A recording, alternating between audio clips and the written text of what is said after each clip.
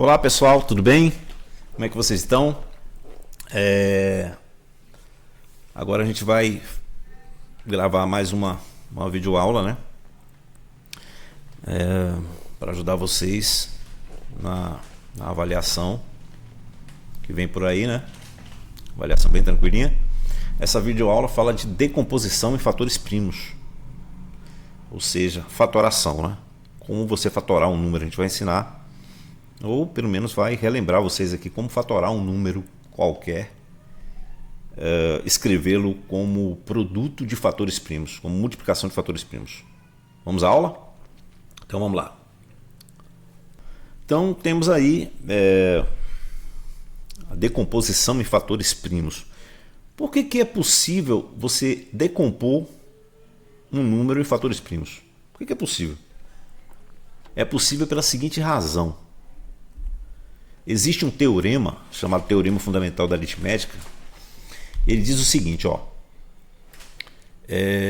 todo número inteiro maior que 1. Então, quais são os números maiores que 1?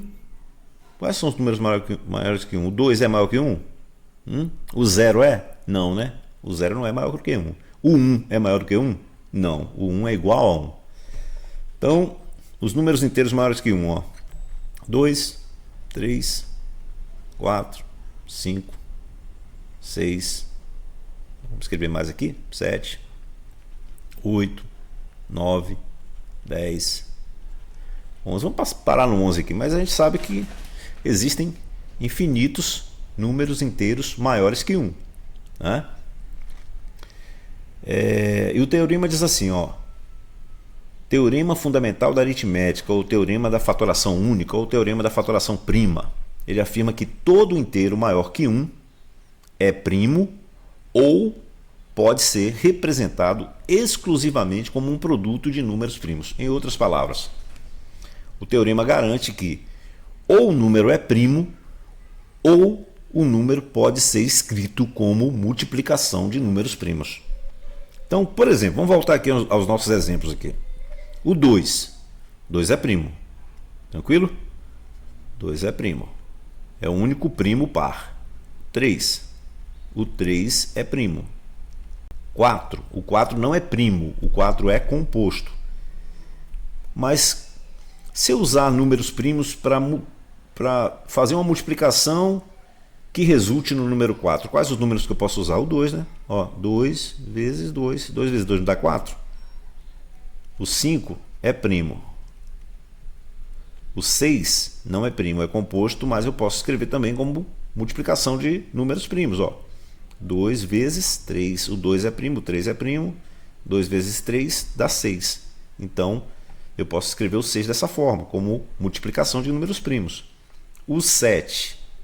O 7 é primo. O 7 é primo. O 8 não é primo, mas eu posso escrever como multiplicação de números primos, ou seja, como produto de fatores primos, ó, 2 vezes 2 vezes 2. O 9 também eu posso escrever como produto de fatores primos, 3 vezes 3. O 10 também, ó, 2 vezes 5. E o 11 é primo. Tá vendo? É isso que diz o teorema. Ou o número é primo, como o 2, o 3, o 5... o 7, o 11, ou ele pode ser escrito como produto de números primos. Multiplicação de números primos. Ok? Então, já para a gente...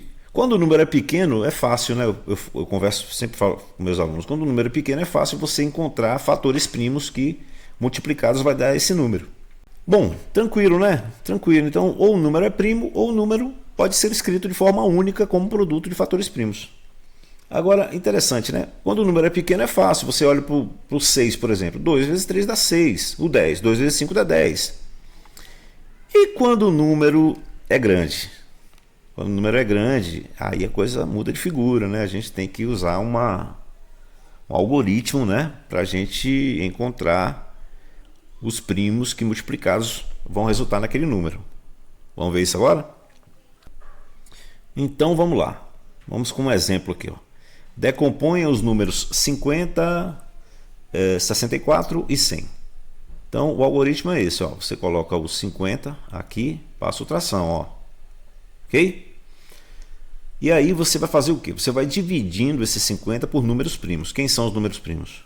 2, 3, 5, 7, 11, 13, 17, 19, 23, né? E vai embora, né? Então o que eu tenho que fazer? Eu tenho que pegar esse número aqui, que é o 50 no caso, ó, esse número aqui, e vou dividindo esse número por números primos. Só que eu tenho que usar sempre o menor número possível, tá? Como o 50 é par, eu sei que ele é divisível por 2. Então, ó, vou dividir o 50 por 2. 50 dividido por 2 vai dar 25. Se você não souber que 50 dividido por 2 é 25, faz a continha. Faz a continha do lado, ó. 50 dividido por 2. 5 dividido por 2 dá 2. 2 vezes 2, 4. Para 5, 1. Acha o 0. 10 dividido por 2, 5. 5 vezes 2, 10. Para 10, nada. Tá vendo? 25. Então, se você não souber que 50 dividido por 2 dá 25, faz a continha do lado. O 25 eu vou dividir também, só que não dá para dividir por 2, porque não é par. E não dá para dividir por 3, porque 2 mais 5 é 7, e 7 não é um múltiplo de 3. Então, dá para dividir por 5, né? Porque termina em 5, então 25 dividido por 5 vai dar 5. E o 5 é primo, só pode ser dividido por ele mesmo. 5 por 5 vai dar 1. Então, o que eu encontrei aqui nessa decomposição? Que o 50, ó, o 50 pode ser escrito como 2 vezes 5 vezes 5. Eu posso escrever isso também como 2 vezes 5 ao quadrado. Tá vendo? Acabei de decompor o 50 como produto de fatores primos. Beleza? Vamos fazer a mesma coisa com 64? Deixa eu apagar aqui. Essa continha, né? Eu vou escrever o 64. Vou escrever o 64 aqui. 64 é par, dá para dividir por 2, né? Dividido por 2 dá 32. É par, dá para dividir por 2. Dividindo por 2 vai dar 16. Que é par. Aqui dá 8. 4. 2. 1. Quando chegar no 1 acabou, né? O que eu tenho do lado de cá? Bom, 64 vai ser igual a 2 vezes 2 vezes 2 vezes 2 vezes 2 vezes 2, né? Ó, 2 vezes 2 vezes 2 vezes 2 vezes 2 vezes 2. Ou 64 é igual a 2. Não tem 6 2 aqui, ó. 1, 2, 3, 4, 5, 6. 2 elevado a sexta. E o número 100? Vamos decompor o número 100 aqui. Por 2 vai dar 50. Por 2 vai dar 25. Não dá para dividir por 2 nem por 3. Vamos por 5, né? Vai dar 5. Por 5 vai dar 1. Então, o 100 pode ser escrito como 2 vezes 2 vezes 5 vezes 5. Ou 2 ao quadrado vezes 5 ao quadrado. Beleza? Então pronto. Essa aqui é a decomposição em fatores primos. Agora, uma coisa interessante nessa decomposição é que a partir da decomposição você consegue identificar se o número é quadrado perfeito. O que é um número quadrado perfeito? Ó, o que eu encontrei aqui? Ó, quando eu fatorei o 50, vou escrever aqui do lado para depois apagar o restante, tá? Vou anotar aqui, ó. 50 é igual a 2 vezes 5 vezes 5. É isso?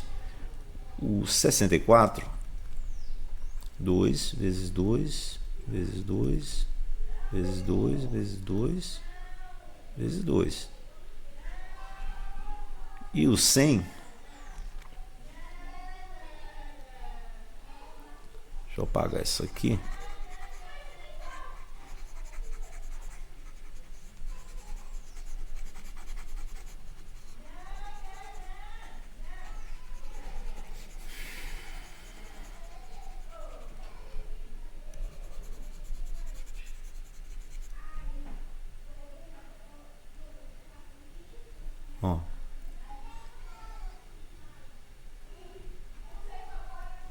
o 100, a gente encontrou aqui 2 vezes 2 vezes 5 vezes 5.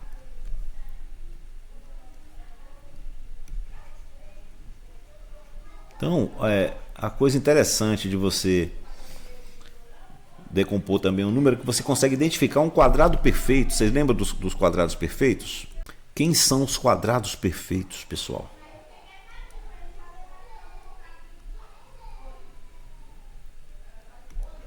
Ó, todo número que vem da multiplicação, ou seja, de um número elevado ao quadrado, por exemplo, 1 ao quadrado. 1 ao quadrado dá quanto? 1. Todo número que vem de uma potência, né, de expoente 2, ó, 2 ao quadrado. Quem é 2 ao quadrado? 4. Quem é 3 ao quadrado? 9. Quem é 4 ao quadrado? 16. Deixa eu aumentar a espessura aqui.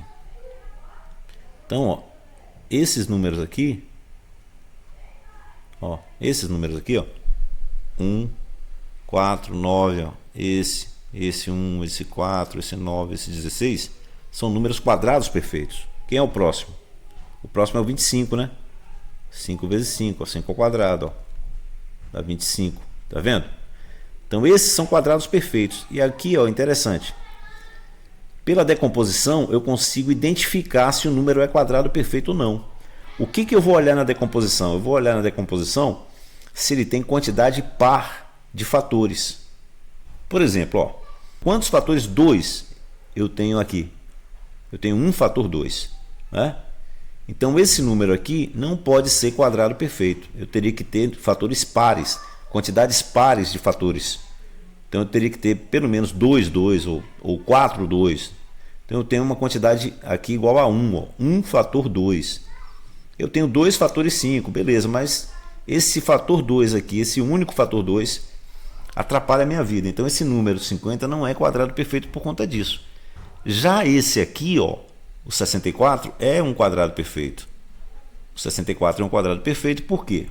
Porque eu tenho 6 fatores 2 aqui, ó. 1, 2, 3, 4, 5, 6.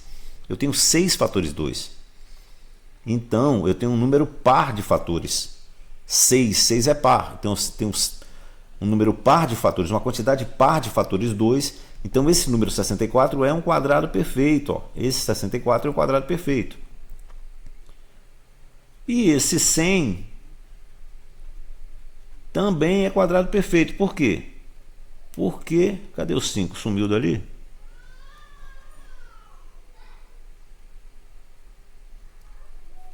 Deixa eu...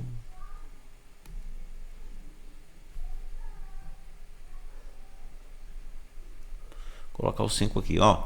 Por que o 100 é um quadrado perfeito? Porque ele tem 2 fatores 2 e tem 2 fatores 5. Então o 100 é um quadrado perfeito.